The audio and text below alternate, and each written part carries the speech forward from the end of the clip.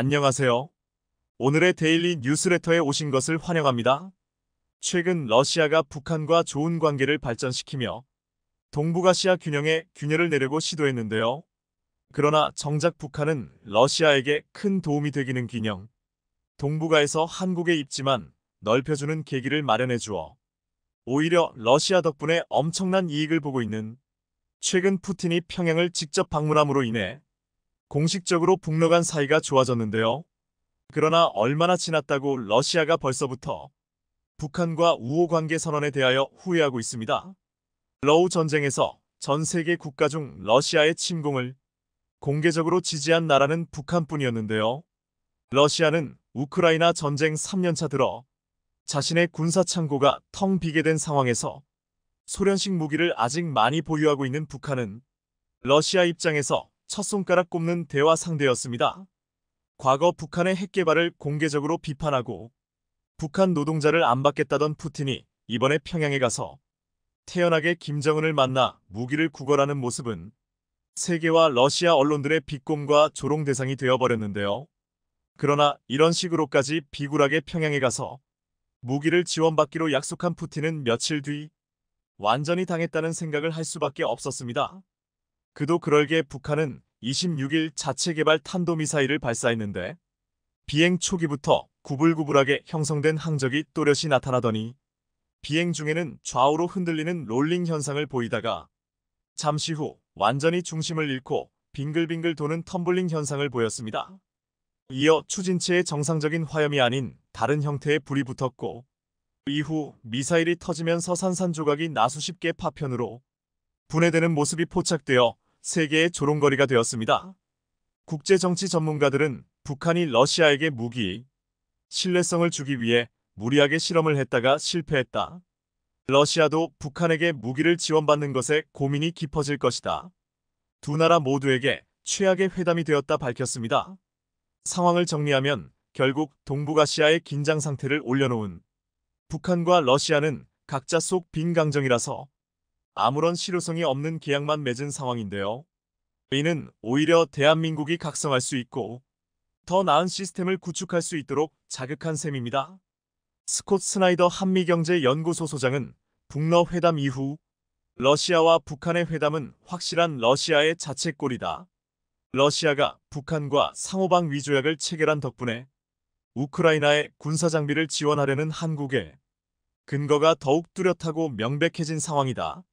한국의 국방부는 유럽 동맹국들과 인식과 접근 방식의 차이를 좁히고 북한과 러시아의 긴밀한 관계에 대응해 한미일 군사공조를 더욱 강화해 이러한 위험을 헤쳐나가고 있다.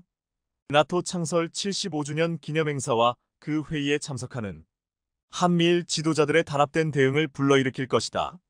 이는 한국의 핵 개발에도 큰 영향을 줄 수 있다라며 러시아가 명분이 없어 못 만들고 있던 한국의 핵무기를 만들 수 있는 좋은 명분을 제시해 주었다 전했습니다.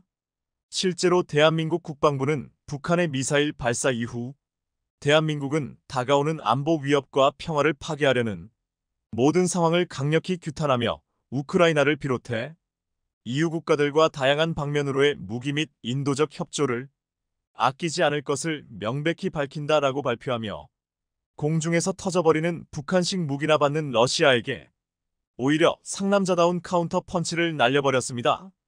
더 나아가 한국은 말로만 보이지 않고 행동으로 한미일 합동훈련 프리덤 엣지를 27일부터 29일까지 성공적으로 수행해 비실비실한 미사일 쏘는 국가와 다른 품격을 선보였는데요.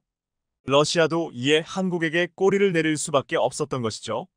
안드레이 루덴코 러시아 외무차관은 이도훈 주러시아 한국 대사와 만나 한국을 자극할 계획은 처음부터 없었고 앞으로도 한국은 좋은 우방국으로 남아있을 것이다라며 러시아 덕분에 오히려 좋은 위치를 차지하게 되었는데요. 여러분은 우리나라가 러북을 대응하기 위해 어떤 것들이 필요하다고 보시나요? 러시아가 한국의 눈치를 보고 있습니다. 러시아가 생각도 하기 싫은 최악의 시나리오가 언제든지 현실이 될 수 있는 상황이 왔기 때문인데요. 바로 대한민국의 핵무장 시나리오가 완벽히 발동된 것인데요. 일순간 엄청나게 당황하며 한국의 비위를 맞추기 시작한 러시아는 추운 곳인데 최근 부쩍 식은땀을 흘리고 있습니다. 일전에 마리아 자하로바 푸틴 러시아 외무부 대변인은 한국이 러시아와 관계에서 돌이킬 수 없는 결과를 만들지 않게 신중하라고 경고하고 싶다. 한국이 미국에 대한 광적인 의존에서 벗어나 미국의 종속 국가가 되는 것을 중단해야 한다라며 상당히 도발적인 발언으로 의사를 표명했는데요. 이런 발언이 나올 때까지만 해도 미국의 상황은 달랐죠. 귀트 캠벨 미국 무부 부장관은 한국에 대하여 위싱턴 선언에 마련된 한미 간의 메커니즘과 한국에 대한 미국의 확장 억제 중요성 강조하는 전략적 계획은 현재 우리가 일할 필요가 있는 부분을 제공했다고 본다. 라며 한국의 핵무기 가능성을 일축했습니다. 그러나 최근 들어 북러 관계가 달라지고 있는데 이어 중국의 위협까지 더해져 동북아 지형이 달라지고 있는데요. 북한과 러시아가 군사동맹에 준하는 협력을 내용으로 하는 포괄적인 전략적 동반자 관계 조약을 체결한 것에 이어 북한이 러시아의 뒷배를 믿고 오물풍선을 연달아 투하하는 등 동북아를 최악의 상황으로 러시아와 북한이 만들어가고 있죠. 최근 트럼프 행정부의 한반도 정책 실무 담당자였던 앨리슨 후기 백악관 국가안보회의 선임 보좌관이 최근 한국에 이례적인 폭탄 발언을 하여 난리가 났습니다. 우리는 한국이 자체 핵무장을 향해 계속해서 나아가고 있으며 어쩌면 더 빠른 속도로 나아간다는 사실을 배제할 수 없다. 라며 한국의 핵무기를 사실상 용인하는 듯한 발언으로 러시아와 국제사회를 깜짝 놀라게 만들었습니다. 이어 미국 싱크탱크인 카토 연구소의 선임 연구원도 외교 전문지 포린 폴리시 기고에서 미국의 정책 기반자들은 한국이 자체 핵무기를 개발할 수도 있다는 것을 인지하고 있다. 핵이 늘어나는 것은 좋지 않은 일이긴 하지만 미국인들을 북한의 핵 능력의 인질로 잡아두는 것과 러시아, 중국 등의 과도한 힘 자랑을 당하는 것보단 동맹국 한국의 핵이 훨씬 더 나은 일이 될 것이다라며 동북아 힘의 균형을 위해 미국은 한국의 핵 개발에 큰 이의를 가지고 있지 않다는 태세로 돌변한 것인데요. 심지어 미국 싱크탱크 전략국제문제연구소의 빅터 차 한국 석자는 트럼프 재집권 시 한국 자체 핵무장에 이르게 될 것이다. 트럼프 전 대통령은 북한의 증대하는 도발에 화염과 분노로 위협하는 한편 미국의 제재 완화를 조건으로 핵실험 중단 협상을 끌어내며 한국에게 핵을 용인함으로 동북아시아에서 확실한 안정을 가져오려는 모습을 보일 것이다라며 미국이 한국에게 핵을 용인함으로 북한, 중국, 러시아를 미국 혼자서만 견제하지 않아도 되는 시스템을 구축, 동북아시아의 평화를 계획하고 있다고 전했습니다. 이러한 입장은 트럼프 전 대통령뿐 아니라 조 바이든 현 미국 대통령의 의견까지 일치하여 큰 의미가 있는데요. 캠벨 미국 무부장관은 이러한 분석들에 대하여 러시아와 북한이 취하고 있는 조치가 역대 다른 국가들이 군사 및 다른 조치를 제고하게 한다는 앨리슨 후기 전 국장의 의견에 전적으로 동의한다. 미국은 가장 안정적인 방식으로 유지될 수 있는 동맹에게 칼을 쥐어주고 싶은 것이 당연한 마음일 것이다. 라며 러시아와 북한의 강경한 대응에 한국을 자유롭게 만들므로 더 강경한 대응을 할 것이라 예고했습니다. 이에 러시아는 한국이 핵을 보유할 수도 있다는 상황에 놀라며 한국을 도발했던 마리아 자하로바 러시아 외무부 대변인을 통해 입장을 번복하는 기염을 토하는데요. 우리는 동북아의 평화를 지키고 싶다. 러시아는 다른 나라를 비방하고 협잡할 생각이 없다. 라며 한국에게 했던 말을 정정하며 철회하는 기현상을 만들어냈죠. 결국 한국이 동북아에서 가장 중요한 국가로 키플레이어 역할을 할 날이 머지않은 것 같은데요. 여러분은 이번 국방부의 강경 대응을 어떻게 보시나요? 2026년으로 예정된 양산을 향해 오늘도 개발이 한창 진행되고 있는 대한민국의 차세대 전투기 KF-21 방위사업청에 따르면 제작사인 한국항공우주산업 KAI과 최초 양산 물량 20대를 계약해 이달부터 본격적인 양산 체제에 돌입할 예정이라고 합니다. 이제 정말 우리 기술로 만든 초음속 전투기들이 하늘을 누비는 걸 보게 될 날이 머지않았는데요. 그 KF-21을 내용물까지 완벽한 우리 전투기로 만들기 위한 과정도 척척 진행 중입니다. 바로 엔진 국산화입니다. 엔진까지 국산화하면 미국의 허가를 받지 않아도 어느 나라에 어떤 형태로 수출할지 우리가 마음대로 결정할 수 있는데요. 그것만으로도 충분히 의미가 있는데 최근 한화에서 개발하겠다는 KF-21 엔진이 상상을 초월하는 수준이라 미국도 감탄하고 있다고 합니다.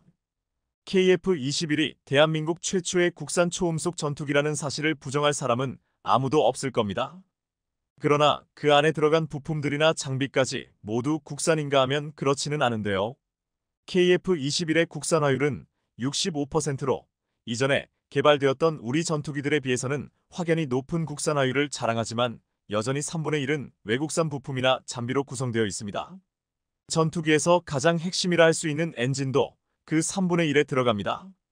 KF-21의 엔진은 미국 제너럴 일렉트릭 GE에서 개발한 F414-400K로 미국에서 항공모함 함재기로 쓰는 FA-18EF 슈퍼 호넷이 쓰는 것과 같습니다. 즉 미국산 엔진을 갖다 KF-21에 넣은 건데요. 현재 이 엔진은 한화에어로스페이스에서 라이센스를 따내 국내에서 생산하고 있습니다. 이는 미국 기업의 원천 기술이 KF-21에 들어가 있다는 의미지요. 그 때문에 엔진을 국산으로 바꾸지 않는 한 KF-21을 외국에 수출하거나 하려면 미국의 허가를 받아야 합니다.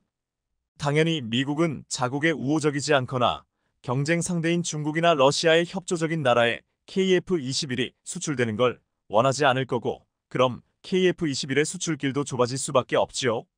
그래서 몇몇 전문가들은 엔진 국산화를 하지 못한 시점에서 KF-21은 성능과 별개로 세계 방산 시장에 있어 한계성이 있을 수밖에 없는 전투기라고 보고 있습니다.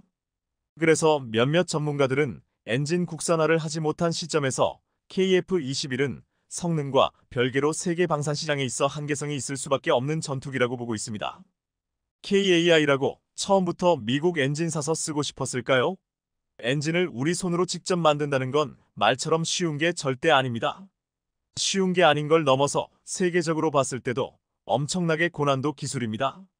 현재 기준 KF-21과 같은 최신 전투기에 탑재할 수 있을 만한 엔진을 자체 제작할 수 있는 나라가 미국을 포함해 영국, 프랑스, 러시아, 우크라이나, 중국 이렇게 6개밖에 없으니 말이죠.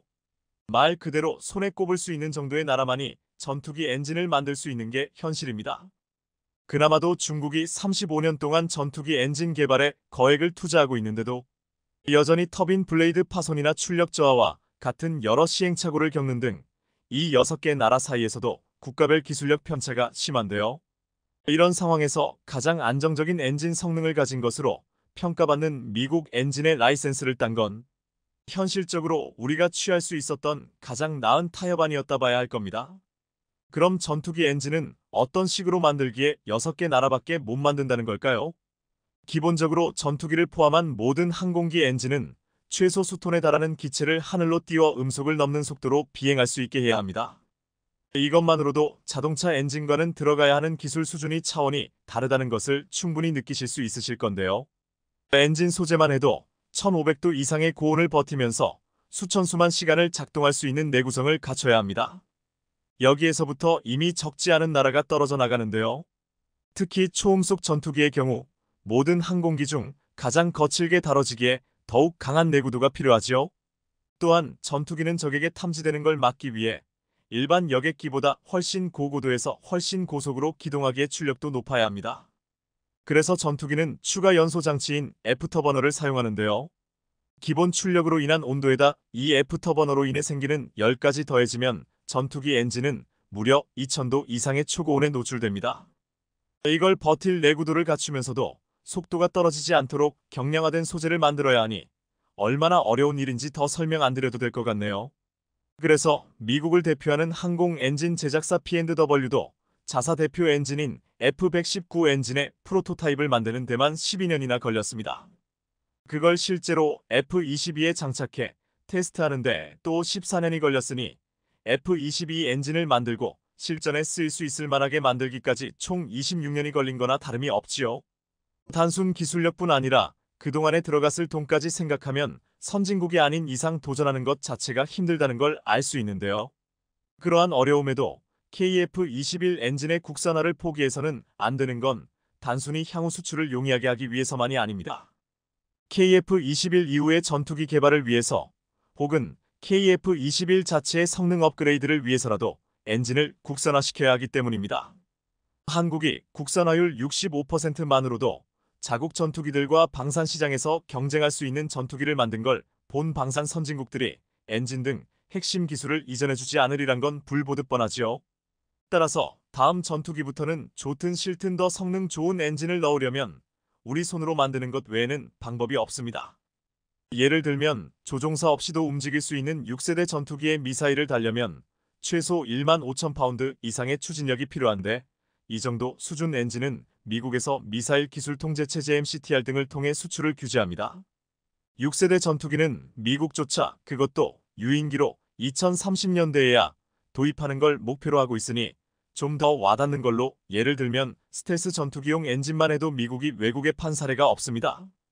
이는 전문가들이 그리도 말하는 KF-21의 스텔스화를 실현하려면 우리 손으로 엔진을 만드는 거 외에는 방법이 없다는 건데요.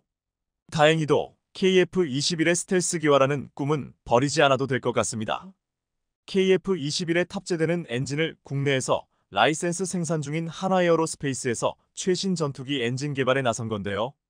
개발에 성공하게 되면 우리는 세계에서 7번째로 최신 전투기 엔진을 자체 제작할 수 있는 나라가 되는 겁니다. 영국의 파이낸셜 타임스는 이에 대해 다룬 기사에서 한국 최대 방산 기업인 한화에어로스페이스가 정부와 함께 전투기 엔진 개발에 나섰다. 이는 한국 방산업계의 밸류체인을 한층 끌어올리는 동시에 자주 국방력을 높이기 위한 행보다. 한화에어로스페이스는 이르면 2036년까지 첨단 엔진 개발을 완료하는 것을 목표로 하고 있다고 전했습니다. 그러면서 한화에어로스페이스가 GE와 P&W, 롤스로이스 등 세계 주요 항공기 엔진 제조 업체들의 주요 부품 공급사란 것도 강조했는데요. 실제로도 한화에어로스페이스는 국내 업체들 중에서는 유일하게 항공기 엔진을 직접 제조할 수 있는 업체로 자체 엔진 개발은 이번이 처음이지만 관련 기술 역량은 충분히 갖췄다고 평가받고 있습니다. 그렇기에 파이낸셜 타임스를 포함한 외신들도 한화가 전투기 엔진 개발에 나선다고 하자 크게 다룬 거지요. 외신들에서 한화의 전투기 엔진 개발을 대서특필한 것은 단지 그들이 최근 K9 자주포 등을 통해 국제방산시장에서 큰 성과를 내서만이 아닙니다. 앞에서 잠시 언급한 F-22의 엔진인 F-119를 만든 P&W와 엔진 개발을 위해 파트너십을 맺어서인데요. 자체 엔진 개발 업체가 아닌 곳이 P&W와 같은 대형 업체와 이러한 파트너십을 맺은 경우는 일본의 IHI나 독일의 MTU와 같은 일부 선진국 업체들 외에는 찾아볼 수 없습니다. 이는 우리의 항공기술 역량이 선진국들과 나란히 할 수 있는 수준에 이르렀다는 뜻이니 그 자체로도 큰 의미가 있다 할 수 있지요. P&W와의 파트너십은 그런 상징적 의미 외에 실제 엔진 개발에도 큰 도움이 될 것으로 기대되고 있는데요. P&W의 F-119 엔진을 쓰는 F-21을 벤치마킹에 만들고 있는 것이 다름 아닌 KF-21이기 때문입니다. KF-21은 과거 베이비 랩터라고 불렸을 정도로 기체 디자인이 F-22와 유사하고 그 때문에 기동성 등에서도 비슷한 성능을 보일 것으로 기대되고 있는데요. 형태뿐 아니라 기동성까지도 유사한 기체의 엔진을 개발해본 업체와 협력하는 만큼 개발 과정에서의 시행착오를 줄일 수 있을 것으로 전문가들은 전망하고 있습니다. 실제로 P&W는 한화가 개발하는 새 엔진의 설계 과정에서부터 함께하고 있는 것으로 전해지고 있는데요. 이에 대해 한화의 이광민 항공사업부장은 자세한 내용은 아직 사업상 기밀이라 내년에야 공개할 수 있지만 이미 몇 년 전부터 엔진 소재와 설계와 관련된 프로세스 절차를 P&W를 통해 상당 부분 습득했다고 밝혔습니다. 그에 따라 엔진에 들어갈 60여 개의 소재 중 17개는 이미 개발을 시작했다는데요. 그 덕에 실제 개발에 걸릴 시간은 당초 한화가 밝힌 것보다 빠른 10년 내를 목표로 하고 있다고 전했습니다. 이광민 부장의 말처럼 된다면 P&W가 F-119 엔진을 개발하는데 걸렸던 14년보다 4년이나 더 빨리 우리 엔진을 개발하게 되는 건데요. 한화의 자체 엔진 개발이 성공적으로 진행된다면 우리 공군의 세계에서의 위상은 더욱 높아질 것으로 전망됩니다. 영국의 항공잡지 플라이트 인터내셔널은 최근 발간된 6월호에서 대한민국의 현재 공군력을 미국과 러시아, 중국, 인도에 이어 세계 5위로 평가했는데요. KF-21이 실전 배치될 경우 인도와 중국을 넘어서 세계 3위에 오를 수도 있다는 분석을 냈습니다. 물론 이 KF-21은 엔진 국산화가 안 된 현재 버전을 말하는 건데요. 그런 전투기의 엔진까지 우리 손으로 만들 수 있다면 우리 공군력에 대한 다른 나라들의 평가가 어떻게 될지는 따로 말하지 않아도 될 겁니다. 또한 다른 나라들이 동종의 전투기를 개발하거나 할 때 해당 기체들의 엔진으로 라이센스 판매를 할 수도 있는 만큼 경제적인 이득도 충분히 기대할 수 있죠. 물론 그렇게 되기까지의 과정이 탄탄대로라고 장담하기는 어려운 것 또한 사실입니다. 더글러스 베리 국제전략문제연구소 선임연구원은 한화는 좋은 성과를 낼 수 있는 기술적 산업 기반을 갖추고 있지만 첨단 엔진 개발과 관련된 과제를 과소평가해서는 안 된다고 충고했는데요. 베리 연구원의 말대로 초음속 전투기용 항공 엔진 소재 개발은 2000도 이상의 고온도 버텨낼 수 있게 하는 복잡한 기술을 요합니다. 우리보다 일찍 자체 엔진 개발에 성공한 중국도 이 부분에서 어려움을 겪고 있어 아직 미국 등 서구 국가 엔진의 성능을 못 따라가고 있는 것만 봐도 알 수 있죠. 그렇지만 한화의 이광민 부장은 포드가 페라리를 따라잡을 수 있을지 회의적인 시각이 많다. 하지만 시도 없이는 아무것도 이룰 수 없다고 했습니다. 모두가 무리일 거라 생각했던 페라리에 도전했기에 더욱 크게 성장할 수 있었던 포드처럼 한화도 이를 성공시켜야 더 발전할 수 있다는 건데요. 이는 한화만의 발전이 아니라 우리 항공산업 전반의 발전으로도 이어지는 만큼 한화의 도전이 성공할 수 있기를 기원합니다. 또다시 K9자 주포가 폴란드 제18기계화 사단에 도착했다. 폴란드 제1871개화 사단 공식 트위터. 지난 6월 10일 폴란드 제18기계화 사단에 K9자 주포가 도착했다는 소식이 전해졌습니다. 제18기계화 사단은 공식 트위터에 K9자 주포 도착 사실을 알리면서 이는 방어잠재력을 강화하는 중요한 요소로 장거리에서 목표물을 정확하게 파괴할 수 있다고 했습니다. 이를 보고 한국방산 소식을 가장 빠르게 알리는 일본의 군사 전문가 하크메이스는 엄청나다를 외쳤습니다. 폴란드 군사매체 디펜스24는 이 소식을 전달하면 제18기계화 사단 중에서 숲으로 이뤄진 노화된 바에 있는 제18포병대에 배치된다고 했습니다. 한국은 폴란드와 K9자 주포 212문에 대해서 우선 계약을 체결하고 지난해 말까지 66문을 인도했는데 이번에 인도된 것은 수십 대 정도로 추측되었습니다. 폴란드는 최전방에 위치한 제16기계화 사단에는 기동성이 뛰어난 K2 전차를 배치하고 수도 바르샤바를 지키는 제18기계화 사단에는 에밀 A1 에이브람스 전차를 배치했습니다. 이 제18기계화 사단에 K9자 주포가 추가로 도입되면서 장거리 적에 대한 정밀한 공격까지 가능해져 에이브람스와 함께 완벽한 진용을 구축하려 하고 있습니다. 지금 폴란드에 K9자 주포가 인도되는 과정은 유럽은 물론 전 세계에 알려지면서 큰 관심사가 되고 있습니다. 한화에어로스페이스는 지난해 1월까지 폴란드에 K9 자주포의 초도 물량 48문을 인도한 바 있습니다. K9A1 자주포 24문의 첫 번째 배치는 2022년 12월 12일 폴란드 수바우키 SUWATKI주 벵고제 BWEGORGWO의 제11마수리아 포병 연대에 전달됐습니다.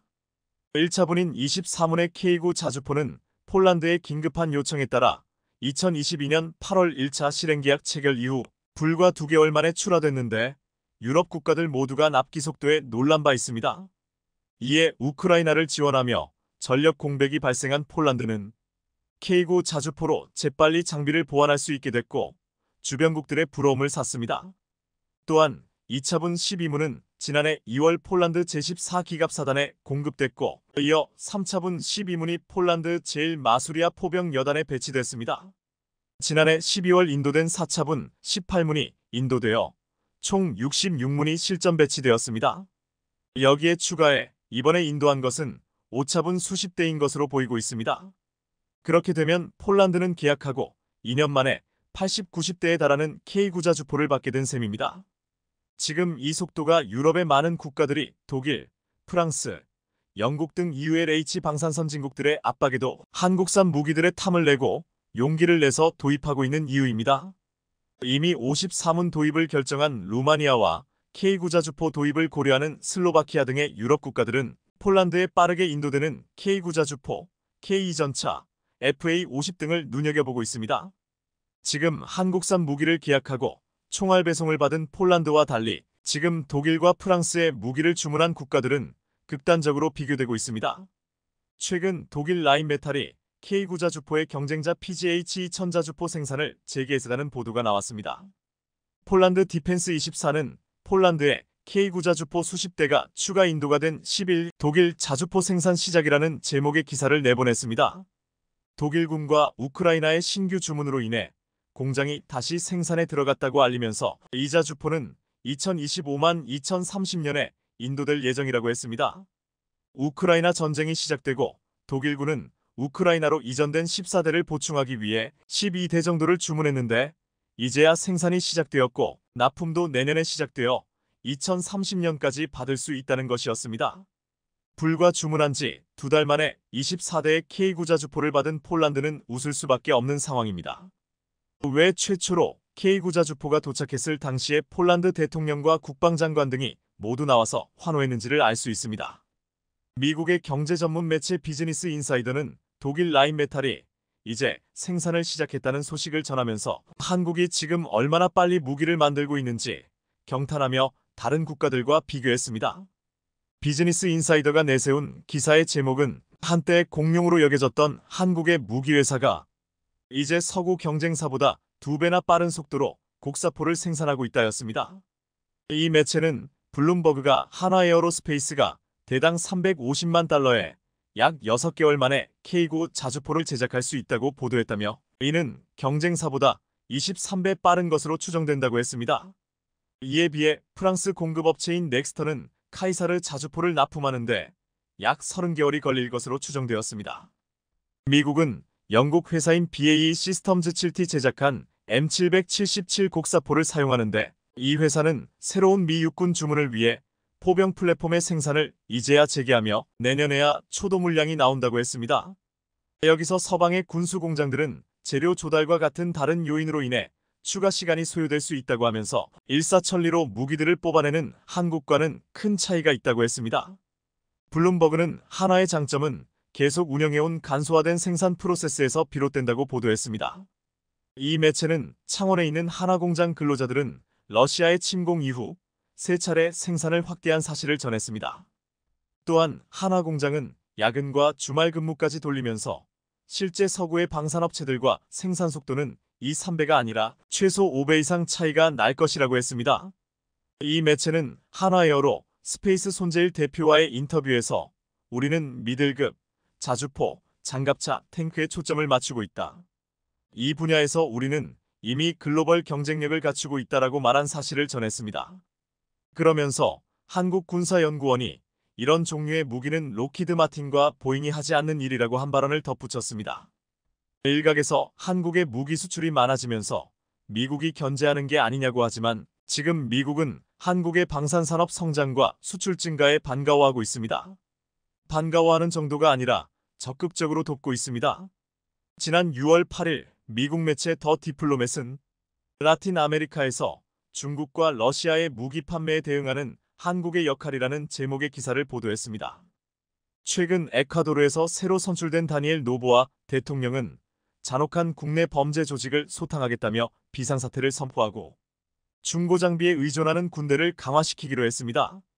이에 에콰도르는 2억 달러 상당의 새로운 미국 무기와 교환하겠다면서 다양한 러시아 및 구소련 무기를 미국에 팔겠다고 했습니다. 미국에게 팔아서 우크라이나에 즉각 군사적 지원이 가능하게 하고 그 대가로 자신들은 미국의 새로운 무기를 받으려는 목적이었습니다. 이것은 당시 원원 전략으로 보였지만 큰 문제가 생겼습니다. 미국의 군사장비는 장비 배송과 적체로 인해 어려움이 크다는 것이었습니다. 또한 납기 지연뿐만 아니라 너무 비싸기 때문에 덜 정교하지만 빠르고 저렴하게 제공하는 러시아와 중국의 경쟁 업체들을 이길 수 없다고 했습니다. 최근 러시아가 전쟁으로 라틴 아메리카 무기 시장에서 영향력이 감소하면서 중국이 이 점유율을 상당히 차지할 것으로 보이고 있습니다. 미국의 입장에서는 라틴 아메리카 무기 시장에서 러시아의 영향력을 약화시키고 중국의 진출을 억제하려는데 성공하려면 파트너를 참여시켜야 한다고 말하고 있습니다. 그게 바로 한국이라고 했습니다. 중국이 제 아무리 저가 공세와 신속한 납품으로 라틴 아메리카 국가들을 설득하려 해도 품질이 훨씬 우수하고 더 빠르게 납품이 가능한 한국산 무기들을 이길 수 없기 때문입니다. 미국은 한국이란 존재가 지금 중국과 러시아에게 빼앗길 수 있는 시장을 막아낼 수 있다며 믿음직스러워하고 있습니다. 비즈니스 인사이더는 한국에 대해서 이렇게 말했습니다. 한국은 일정에 맞춰 고품질 군사 무기를 제공하는 것으로 명성이 높아지면서 미국의 핵심 동맹국으로 두각을 나타내고 있다.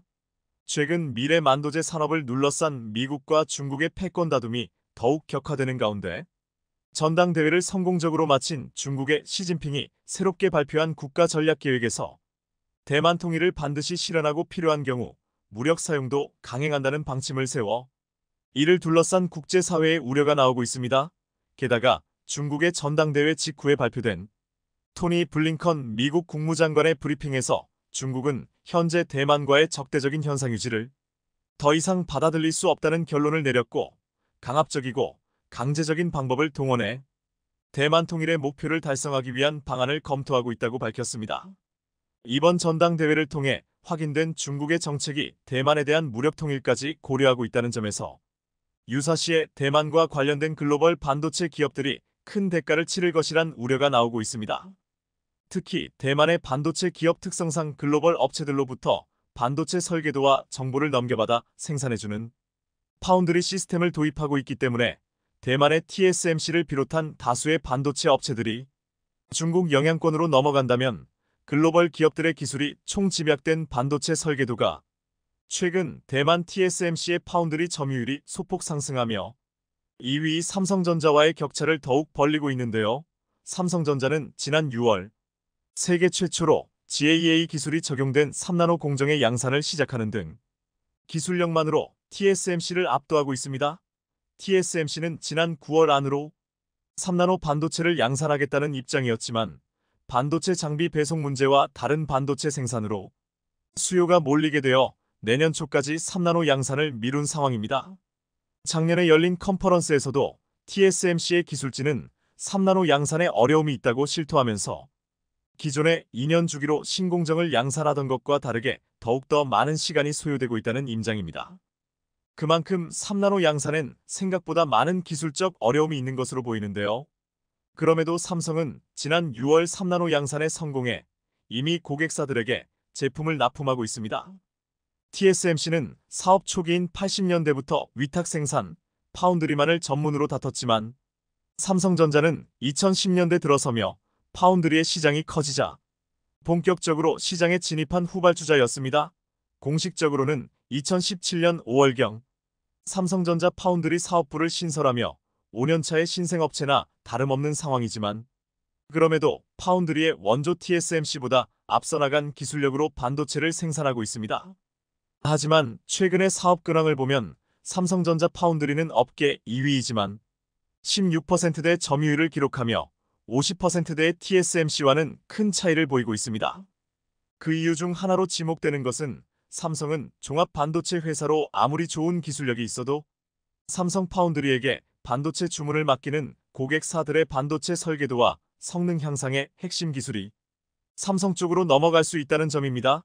대표적으로 애플의 경우 아이폰에 탑재되는 스마트폰용 CPU 생산을 대만의 TSMC에게 전략 맡기고 있습니다.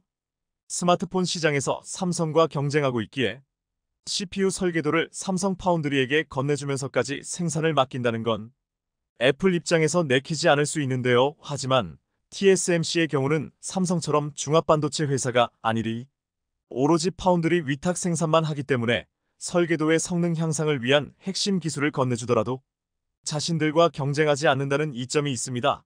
업계 전문가들 역시 삼성은 종합반도체 회사이기에 TSMC를 압도하는 기술력이 있어도 파운드리 업계에서 환영받지 못한다고 지적하고 있습니다. 하지만 최근 글로벌 기업들이 자신들의 기술적 보완을 이유로 TSMC를 시장 점유율 1위로 만들어준 대가를 톡톡히 치를지도 모른다는 우려가 나오고 있습니다. 앞서 말한 것처럼 중국의 전당대회에서 더 이상 대만과 통일을 미룰 수 없다는 주장이 나왔기 때문인데요. 특히 세계 1위 부자로 등극한 테슬라의 일론 머스크마저 중국과 대만을 일국양제 방식으로 통일하자는 제안을 하는 등 미국에서도 대만 관련한 리스크를 최대한 줄이려는 움직임을 보이고 있습니다. 일국양제는 중국이 홍콩을 흡수하던 방식으로 대만을 중국의 특별행정구역으로 만들자는 주장입니다. 머스크가 뜬금없이 이런 주장을 하는 이유가 있는데요. 머스크가 운영하는 세계 최대 전기차 회사인 테슬라는 자율주행 시스템을 비롯한 각종 첨단 기능으로 대민 TSMC의 반도체를 대량으로 구매하고 있습니다. 그런데 지금처럼 중국과 대만의 갈등이 증폭되어 러시아 우크라이나처럼 무력 충돌이 생긴다면 향후 몇 년간 테슬라 차량에 공급될 반도체 칩이 부족해 정상적인 경영활동이 불가능해진다는 것입니다. 안 그래도 지금 차량용 반도체 수급이 불안해 신차 출고 기간이 기본 1년에서 평균 2년까지 늘어난 상황에 중국과 대만의 충돌은 글로벌 기업들에게 최악의 상황이 될 수밖에 없습니다. 테슬라뿐만 아니라 아이폰을 생산하는 애플부터 컴퓨터 CPU와 그래픽카드를 생산하는 AMD와 엔비디아 등 수많은 글로벌 기업들이 대만과 관련되어 있는데요. 그런데 대만 TSMC에게 반도체 주문을 몰아주며 성장을 이끌어온 글로벌 기업들이 결국 중국 반도체 산업의 구원자가 될 수도 있다는 우려가 나오고 있습니다. 중국은 시진핑 집권 이후 10년 가까이 300조 원이 넘는 반도체 투자를 집행했지만 서방 세계의 전방위적인 제재에 아무런 성과도 내지 못하고 중국 정부의 지원으로 연명하던 반도체 기업들마저 연쇄적으로 파산하게 되는 결말을 맞이했습니다. 특히 러시아에게 유일한 반도체 공급국이 된 중국은 러시아에게 납품하는 반도체의 불량률이 최대 50%에 달한다고 영국의 매체가 보도했습니다. 과거 중국산 반도체의 불량률은 1%에서 2% 사이였지만 서방의 제재로 반도체 생산 장비의 유지 관리에 어려움을 겪으면서 불량률이 기하급수적으로 늘어났다는 것인데요. 일반적인 반도체 기업들의 불량률은 0.05%에서 0.1% 사이인 것으로 알려져 있어 중국 반도체 불량률이 얼마나 황당한 수치인지 가늠조차 안 되는 상황입니다. 하지만 최첨단 유도무기와 군사장비에 탑재해야 되는 반도체가 부족한 러시아는 울며 겨자 먹기로 중국의 반도체를 비싼 가격에 살 수밖에 없는데요. 그런데 이렇게 기술력이 떨어지는 중국의 반도체가 대만의 반도체 산업을 흡수한다면 얘기는 달라집니다. 중국은 반도체 자급률이 한 자릿수이며 연간 280조 원가량의 반도체를 수입하는 세계 최대 반도체 수입 국가입니다. 반면 중국의 15억 인구에 비해 매우 적은 3천만 명의 인구를 가진 대만은 세계 최대 반도체 기술을 가지고 있기에 중국이 대만과 통일하면 농축된 기술력을 단숨에 확보하는 것은 물론이고 반도체 수입을 크게 줄일 수 있다는 것입니다. 가장 문제되는 것은 글로벌 반도체 기업들의 설계도입니다. 애플과 엔비디아 그리고 AMD와 같은 업체들은 최첨단 특허와 기술을 적용한 반도체 설계도를 TSMC에게 건네주면서 반도체 생산을 맡기고 있는데 만약 대만이 중국의 영향권에 넘어가면 이런 최첨단 극비 정보가 함께 중국으로 넘어갈 가능성이 크다는 것입니다. 이렇게 되면 그동안 서방 기업들이 중국의 반도체를 저지하기 위해 10년 이상 노력한 결과가 무용지물이 되는 것은 물론이고 막강한 자본력과 기술력을 동시에 확보한 중국이 세계 최대 반도체 제조국으로 성장하는 것은 시간 문제가 됩니다.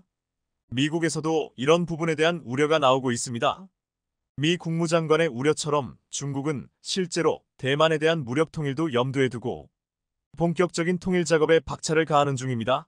현재 중국의 성장률은 정체되어 있고 러시아 우크라이나 상황에 국제적인 이목이 쏠린 가운데 대만 역시 우크라이나처럼 되지 않기 위해 미국의 첨단 방산 장비를 적극 도입하고 있는데요. 하지만 최근 늘어난 미국의 방산 장비 수요에 대만이 도입하려던 방어무기가 무기한 연기되는 등 우려가 나오고 있습니다. 중국 입장에서도 대만이 몇 년 뒤에 더욱 강한 방위력을 갖추기 전에 현재의 압도적인 군사력으로 밀어붙여 원하는 결과를 내는 것이 우선순위입니다.